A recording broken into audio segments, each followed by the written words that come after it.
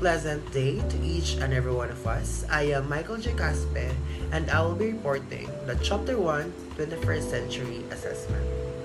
In order to thrive in this constantly changing and extremely challenging period, the acquisition of the 21st century skills is necessary. It is important that the education system sees that these skills are developed and honed before the learners graduate. At the end of the chapter, you will be able to use appropriate assessment tools and techniques and relate learning outcomes and assessment. So, I will discuss the processes and tools that are suited to the needs and requirements of the 21st century. In the field of education, most of the changes have focused on teaching and learning, preparing and equipping teachers to cater the needs of the student, and the curricula is updated to address the needs. 21st century skills must build on the literacy and numeracy that all students must master. Educators need to focus on what to teach, and how to assess it. Now, let's proceed to the characteristics of the 21st century assessment. First, we have responsive. Visible performance-based work generates data that inform curriculum and instruction. So, what a teacher can do is to adjust instruction. Feedback is targeted to the goal and outcome. Rather than just a single test grade, students are informed of progress towards the attainment of the goal. Next is flexible. So it is not new that a student have different characteristics, have different personalities, and a teacher must be flexible. So modern lesson design, curriculum, and assessment prioritize adaptability to meet diverse student needs. Unlike traditional approaches, 21st century assessments are versatile and adjust to varying student decisions and contexts, ensuring they align with the demands of dynamic learning environments. Third, on the characteristics of 21st century assessment, we have integrated. So assessments should be integrated into daily practice, fostering metacognition, critical thinking, and meaningful learning by encouraging students to reflect, adapt strategies, and apply prior knowledge. Fourth, we have informative. So the 21st century goals focus on teaching clear objectives and skills essential for modern learning. Students are guided by examples to meet targets and develop progressively advanced skills such as creativity, technology use, and career readiness. So this approach aligns teaching methods, assessment, and reporting to foster meaningful skill-based education. So fifth one, we have multiple methods. So assessments use a variety of strategies focusing on tasks, projects, and performances that reflect real-world application. Performance-based assessments are prioritized, valuing both the process of learning and the final outcomes. This approach ensures that students' skills and understanding are demonstrated meaningfully and authentically. Next is technically sound. The adjustments and accommodations are made in the assessment process to meet the student needs and fairness. To be valid, the assessment must measure the stated objectives and 21st century skills with legitimacy and integrity. To be reliable, the assessment must be precise and technically sound so that the users are consistent in their interpretation of data. Last one is systematic. So why does it have to be that the assessment is systematic?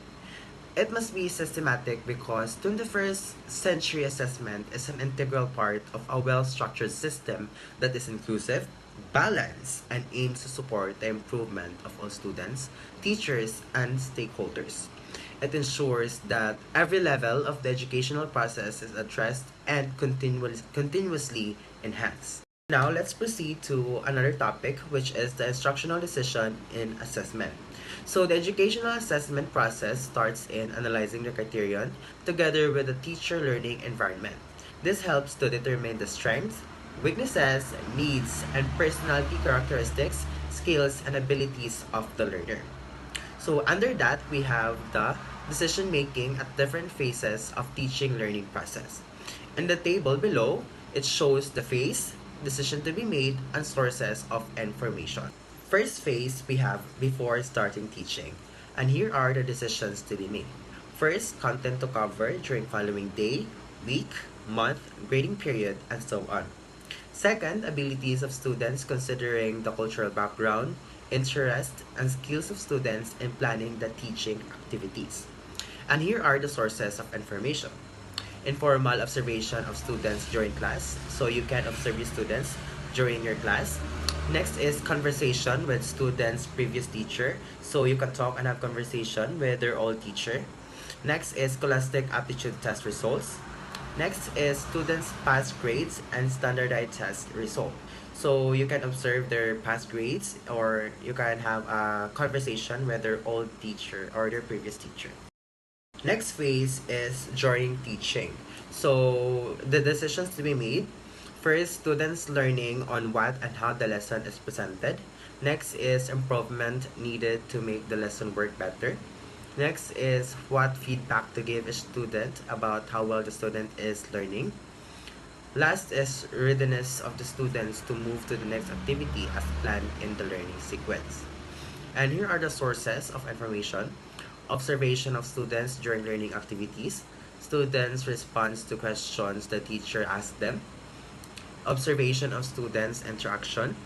Next is diagnosis of the types of errors the students made or erroneous thinking the students are using.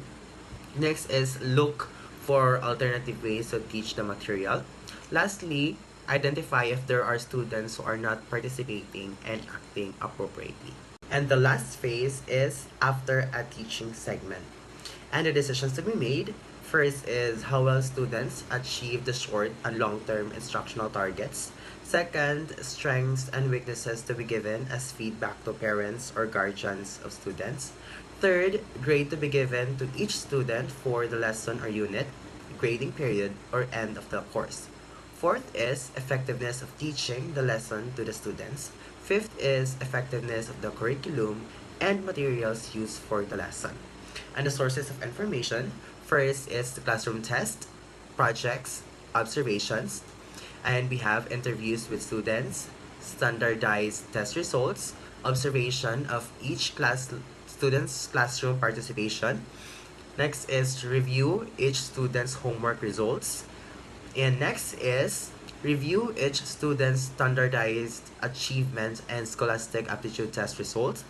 Next is review information about a student's personal family circumstances.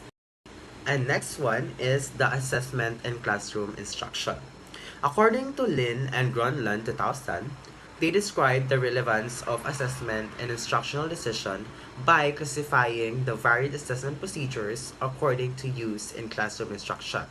The following are the categories and purposes of each category. Now, here is the assessment and classroom instruction.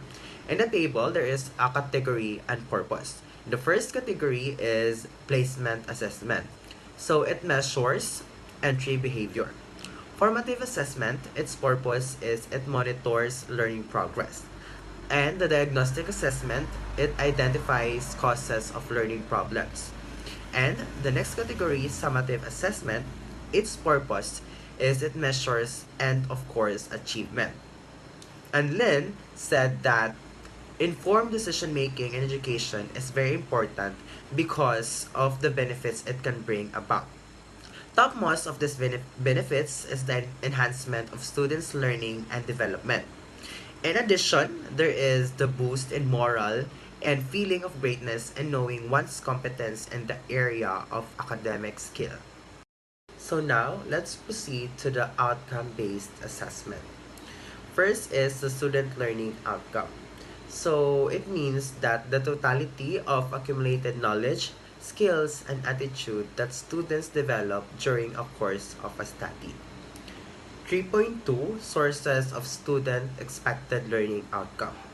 There are factors that need to be considered in crafting the student expected learning outcome.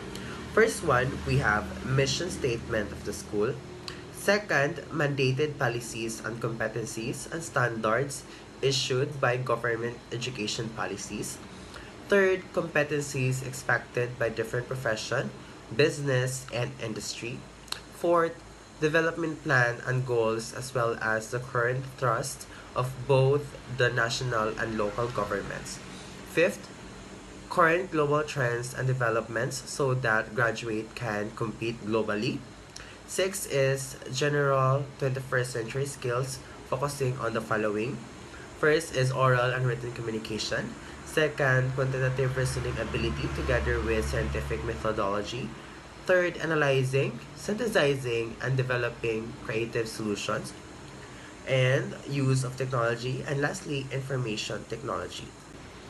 And the last part of the outcome-based assessment is the characteristics of good learning outcome. So first one is very specific and use verbs that makes expectation clear.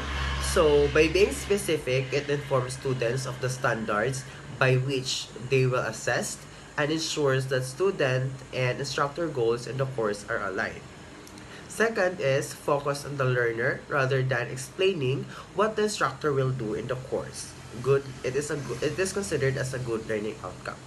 Third is realistic. All passing students should be able to demonstrate the knowledge and skills. And next is focus on the application and integration of acquired knowledge and skills. Fifth is good learning outcomes prepare students for assessment and help them feel engaged. Lastly is offer a timeline for completion of the desired learning. So, those are the topics and lessons that are covered in the chapter 1. And I guess that's the end of my report. Thank you for listening and goodbye.